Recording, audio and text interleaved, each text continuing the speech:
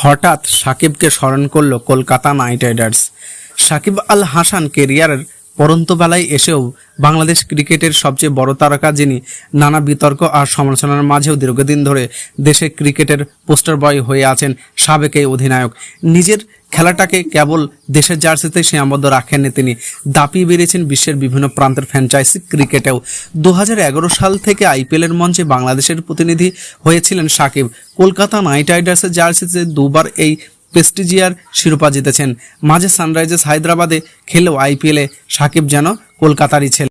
ঘরের সেই ছেলেকে আজ আবার স্মরণ করলো কলকাতা নাইট রাইডার্স।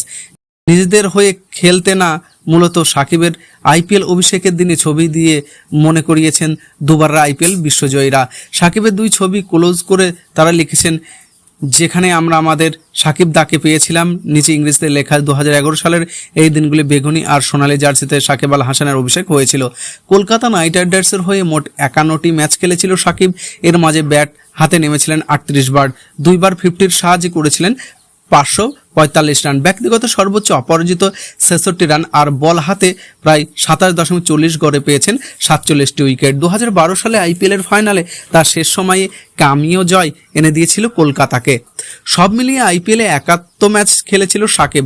52 ম্যাচে ব্যাট করে সংগ্রহ করেছিল 793 রান আর প্রায় 250 ওভার বল করে সংগ্রহ করেছেন 63 উইকেট।